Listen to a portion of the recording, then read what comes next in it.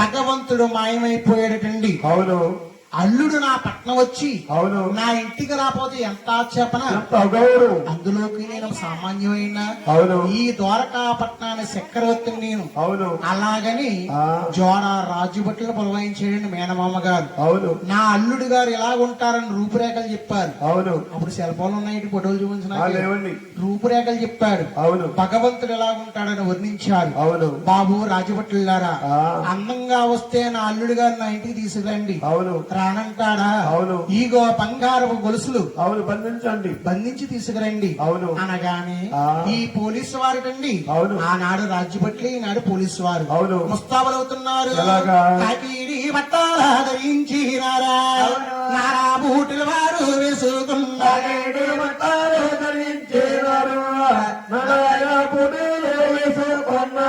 ఎర్ర టోపులు ఎత్తులు పెట్టుకుని ఆయన పాల వచ్చిన పరుగులెడుతున్నారు.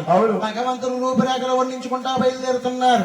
పల్లా పీదిన వారు నిలుగుతుండేనా, సామారు పంచుండేనా,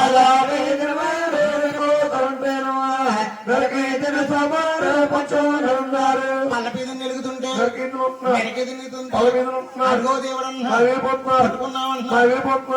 పోలీసు వాళ్ళు 30 తిప్పలు పెట్టి 3 సిరువు నీళ్ళు తాగించాడండి భగవంతుడు. అవును. పూర్వజ్ఞానం జ్ఞాపం వచ్చింది. నరుడు అయితే మనం వేసిన తాకాలు నరుడు కాదు. అవును. నారాయణమూర్తి. అవును. వైకుంఠమేలే ఆదిష్టిమూర్తి. భగవంతుని భక్తి వల్ల బంధించాలి. మన బలకి పని చేయు. మన దగ్గర ఎంత బలం ఉంటే ఏం చేస్తుందమ్మా? అవును. భక్తికే లొంగుతాడు భగవంతుడు.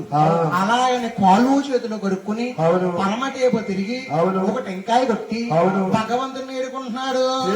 దొరకవా ఓ పెళ్లి కొడక, నువ్వు దొరకపోతే మహానుభావ, ఓ పెళ్లి కొడుకు నువ్వు దొరకపోతే మహానుభావ, జీతాల పోతాయి, వాతాలు వస్తాయి, మా భార్య బిడ్డల్ని ఎలా పెంచాము,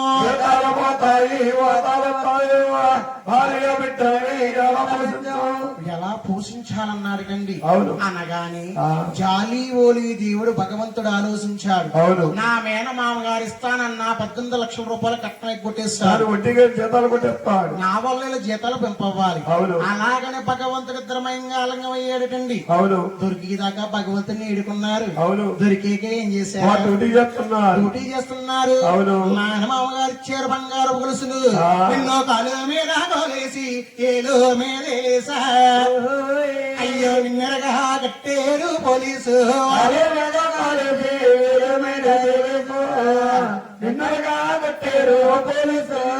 అలాగనే పట్టుకుని తీసుకొస్తున్నారు. భగవంతుడు ఆలోచించాడు, మీ బతికి నేను లొంగితే నన్ను కడతారా? అలాగనే వెంకన్న బాబు గారు మా చేతులో పౌడియా బల్లాల పంపుడు గావించినాడు.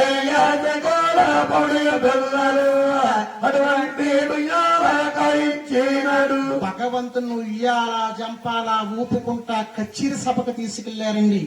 మేనమామ గారు ఆశ్చర్యపడిపోయాడు.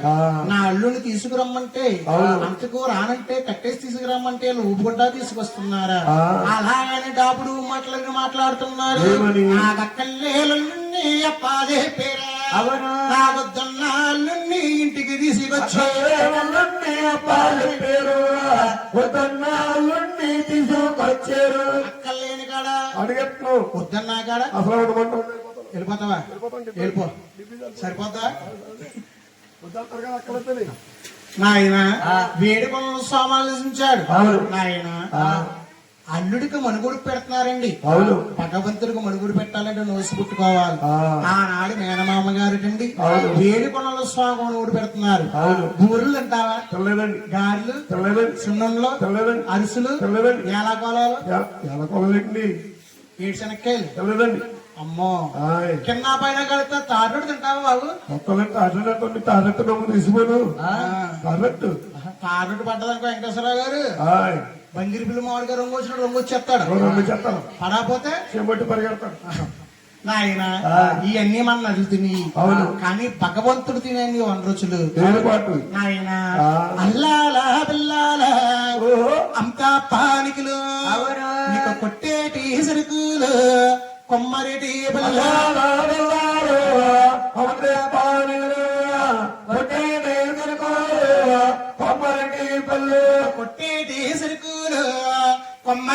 పళ్ళు కాశీ రేగడి పళ్ళు ఖజ్జూర పళ్ళు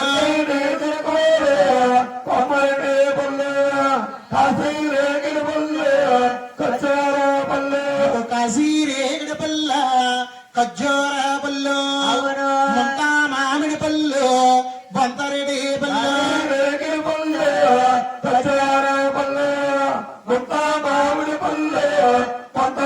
పళ్ళు కొండ మీదన కొండ దొంతర పెట్టాలి ఏడో కొండ మీద వంట చెయ్యాలి